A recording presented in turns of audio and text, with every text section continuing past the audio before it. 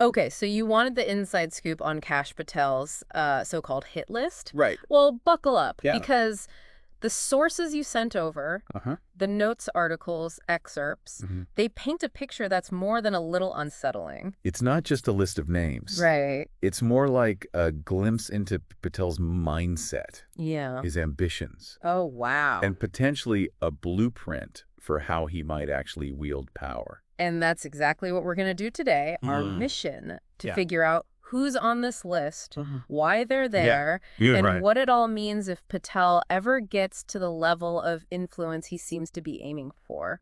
One thing that really stands out to me is the language used in these sources to describe Patel's goals. Okay. We see words like retribution, silencing critics, Wow. even rewriting history. It's intense. It is. So it's not just about winning elections. Right. It seems like something much bigger. Yeah, this suggests a desire for something way more profound. A reshaping of the entire political landscape itself. It's like he's trying to create a new reality. Yeah. One where anyone who's ever questioned him or Trump faces consequences. That's right. And speaking of Trump, we see tons of familiar names from his administration on this list. Like who? We're talking Michael Atkinson, you know, the former USC Inspector General, Right. even William Barr, Trump's own Attorney General. Yeah, and it's not just these big names. Oh, really? The sources reveal a pattern of going after people with oversight roles. Okay. People who may have had access to information that could be damaging to Patel or even Trump. So is this about protecting himself? What? Or Trump, or both? I mean, it's hard to say for sure, Yeah. but it certainly raises that question. And what kind of information are we even talking about here? Well, the sources mentioned something called the BLT Prime Team, Okay. which was this alleged scheme Right. to use information from the Kremlin to influence the election, Wow. 2020. the 2020 election. Okay, so Patel was involved in that. Deeply involved. And it seems anyone who could expose those activities is considered a threat. Absolutely. So we're seeing a pattern of going after political rivals and potential whistleblowers. Yes. But then there are some other names on the list Okay. that seem a little strange. Like who? Like Miles Taylor. Okay. Former White House counsels Pat Cipollone and Pat Philbin. Right. These aren't exactly radical revolutionaries. No, not They that. seem pretty mainstream. In fact, many of these people were just trying to do their jobs. Really? Uphold the law, Uh-huh. maintain some order in the middle of a really chaotic administration. And they're on the list. And yet they're on the list. Just for disagreeing with Trump. seemingly for daring to contradict him or question his actions. Which brings us to one of the most disturbing parts of this list. Look at that. This idea of disloyalty as a defining characteristic. Right. It's not just disagreeing with Patel or Trump. It goes deeper than that. It's absolute unwavering allegiance. Absolutely. And that raises a really chilling question. What is it? What happens to the people just trying to do the right thing, even if it means contradicting Trump? Right.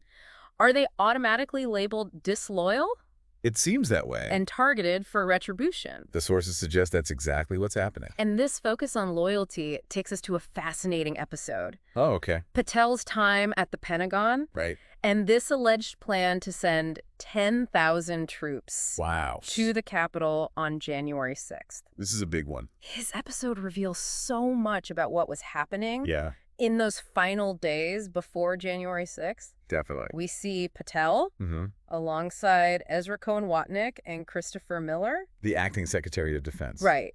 Okay. Seemingly pushing for this massive troop deployment. And on the other side, Yeah. we have General Mark Milley. Right, the chairman of the Joint Chiefs. Correct. Vehemently opposing the idea. He was adamant about the military staying out of politics. Right. And then there's Ryan McCarthy. Who was he again? He was the Secretary of the Army at the time. Got it. The sources say there was a 3-to-1 vote on this. On the troop deployment. Yes. So we know Milley's stance, Yes. but McCarthy's position remains a mystery. Sure. But here's the thing. What? Both Milley and McCarthy end up on Patel's list. Exactly. So McCarthy must have sided with Milley It seems against Patel's plan. right. And for Patel, Uh-huh. that refusal to use the military for his own goals Right. was seen as an act of betrayal, Yeah. a transgression worthy of punishment. So it's not just political rivals. No. It's anyone who prioritizes their oath to the Constitution. Right. And they're being targeted for it. This gives us a really disturbing look into Patel's views. On power and loyalty. Right.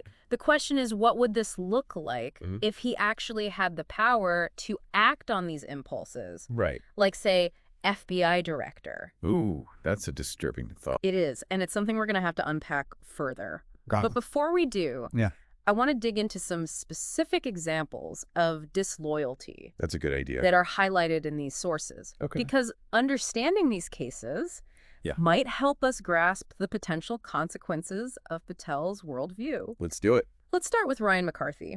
Right. This small detail about the troop deployment actually tells us a lot about Patel. How so? About his strategic thinking and how far he's willing to go to punish those who stand in his way. Interesting. And it raises more questions about January 6th. Like what? Like how differently things might have gone. Right. If Patel had gotten what he wanted. It makes you wonder, doesn't it? It really does. What if those troops had actually been deployed? Right. Would we be looking at January 6th in a totally different light? Would it have been even more chaotic? Yeah. More violent? It's hard to say. We can't rewrite history. No, we can't. But this look into Patel's actions during that time shows us a lot about how far he's willing to go. To achieve his goals. To achieve his goals, right. To push boundaries, challenge norms, and use whatever means necessary. To get the outcome he wants. Exactly. It's disturbing. It is. And we'll continue to uncover more after the break. Yeah, it really does. And if we take a look at some of the other names on this list, we see the same pattern. Of targeting people who are threats to Patel's narrative. Right, or to his control of information. Exactly like General Mark Milley. Right. The sources say he's on the list for pushing back against Trump. Especially in those final days. It seems like Milley was really committed to keeping the military neutral. Nonpartisan. Right. And for Patel, that was a problem. Yeah. In Patel's eyes, that could have been seen as like a direct challenge. To his vision. Where loyalty to Trump comes before everything else. Wow. And then you have Cassidy Hutchinson. Oh, yeah, she was an aide to Mark Meadows. Right, in the White House. And she testified to the January 6th committee. Her testimony was pretty damning. It really was. She refused to lie to protect Trump. Which landed her on Patel's list. It did. It's a perfect example of how Patel sees people. Who choose doing the right thing. Over blind loyalty. These examples are really scary. They are. They show the potential consequences. Of Patel's worldview. Imagine in America. Where anyone who tells the truth or puts the Constitution first is targeted for revenge. It sounds like a dystopian novel. It does. It reminds me of some of the darkest times in history. Where people couldn't speak out against those in power. Exactly. And those in power could do whatever they wanted. And don't forget. What? The sources suggest that Patel wants a job where he could actually do this. Like FBI director. Imagine someone with this mindset. With that much power over law enforcement. It's terrifying. It should make every American worried. We've seen what happens throughout history when power is in the hands of the wrong people. People who care more about personal loyalty than democracy. It leads to a loss of freedom. And the rise of authoritarianism. It's like something out of a nightmare. Yeah, but these sources suggest it could actually happen. If Patel gets what he wants. And it's not just about silencing critics. Right. It's also about rewriting history. To fit a certain narrative. One where Trump and his allies are the heroes. And everyone else is a villain. This kind of manipulation of information. This control over what people believe. Is a classic sign of authoritarian regimes. It's about shaping how people see things. And controlling the flow of information. So people can't think for themselves or question authority. Exactly. This is getting really dark. It is. The more we learn, the more disturbing it gets. But there's one thing I don't get. What's that? Ezra Cohen Watnick. Oh, yeah. He's not on the list. He was involved in a lot of this stuff. Especially at the Pentagon. He was a key ally to Patel. But his name's not there. Why not? Why is he different from everyone else? Who crossed Patel or challenged Trump? The sources don't say. It's a mystery. So let's try to figure it out. Okay. Why isn't Cohen Watnick on this list? Is it an accident? Or are they closer than we think? Or is there something else going on? Maybe Cohen Watnick just isn't a threat to Patel. Maybe they have the same goals. The same ideas about how power should work.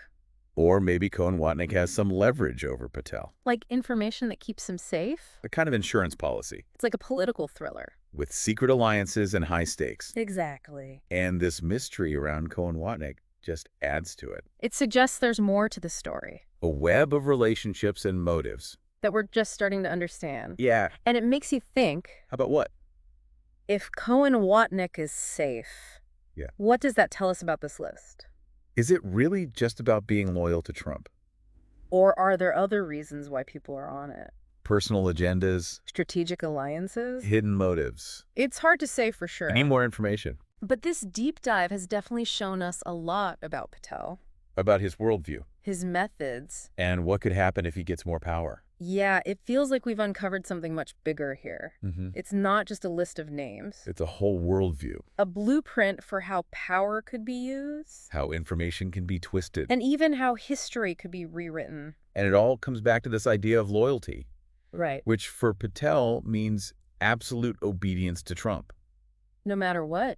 It makes you think about that plan to send troops to the Capitol. Yeah. 10,000 troops on January 6th. It shows how far Patel might be willing to go.